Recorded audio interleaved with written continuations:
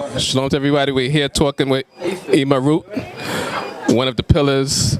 So when we talk about this tree right here, she's like somewhere right above the root. So we talk about this tree once again. She's like right there, right above the root. Like she knows Rabbi. Well, she was around when Rabbi Matthew was alive. She heard him speak, heard him teach. In his temple, we was at 123rd Street. Yeah, and we followed Rabbi Levy over here, and he came to Marcy Avenue, 609 Marcy Avenue. At first, we were there at the Masonic Temple because we didn't have anywhere, and so we read it from them. And then, as I said before, the 5%ers was around at the time, and they broke in and did some damage and stole some books, but they didn't bother with our books. So those people thought that we had something to do with it. So we went into 609 Moss Avenue, and then we used to come over here for the model Seder. And finally we got over here, and the Caucasian Jews was in the little temple there. There's a temple also.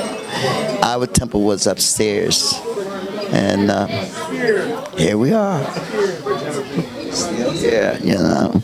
So as we're approaching the centennial, 100 years from the founding of Commandment Keepers, and you being around during that time, like how do you feel, seeing, this moment coming? Well, there has been a change, and the people is not as nice as they used to be.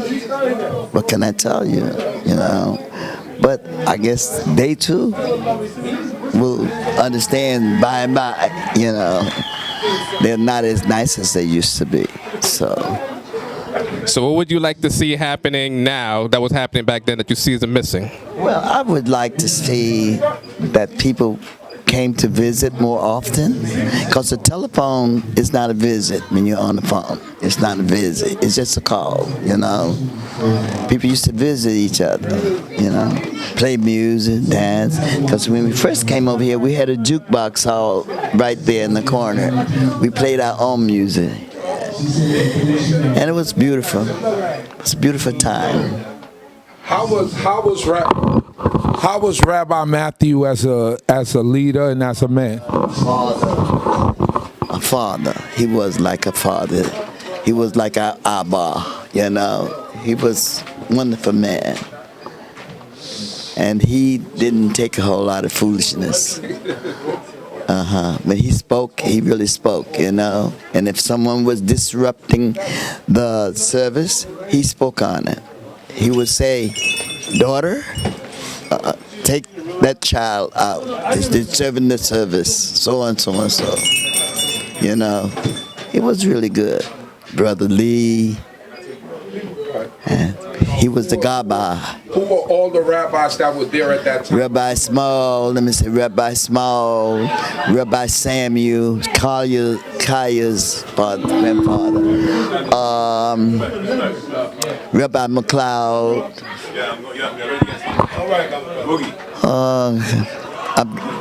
I'm losing her because I'm 87, so don't expect for me to remember everything, But Rabbi Stephen, I guess you heard of him. Rabbi Samuels, of course I said that before.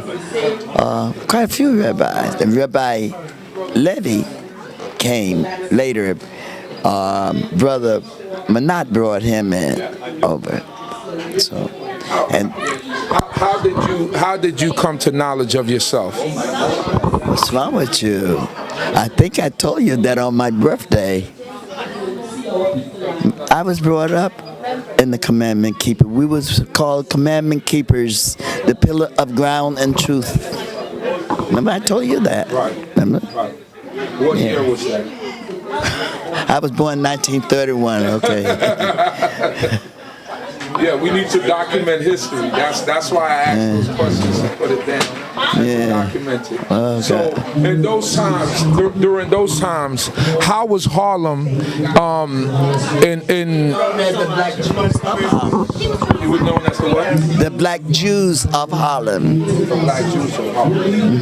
And was there any kind of friction between the quote unquote Black Jews from Harlem and any other group, or did you all get along? Well, we didn't. Nobody came because it was all of us. It was us.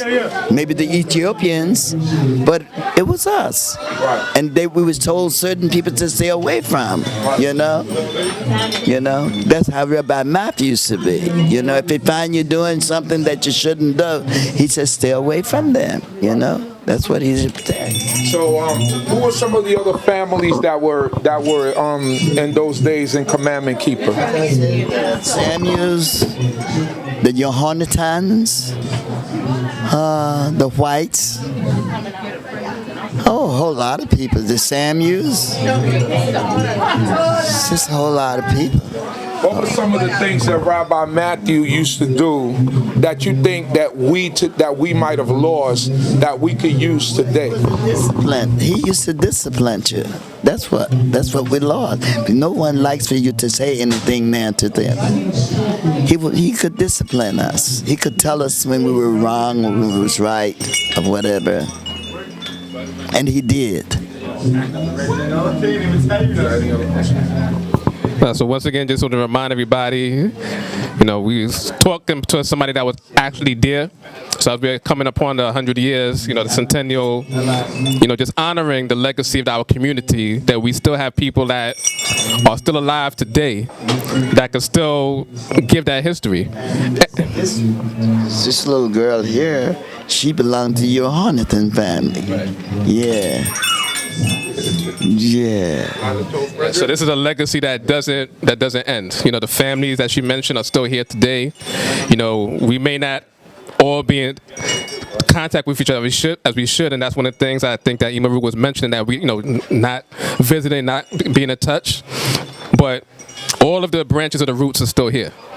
And it's just a matter of us getting back to those basics. So we thank Emah Ruth. Well, we thank the Most High God for your life, and you're still here. Definitely, you're still here, still able to give the history, and you're still accessible. Without you're not one of those that we can't talk to. You may give us that stern look every now and then, but.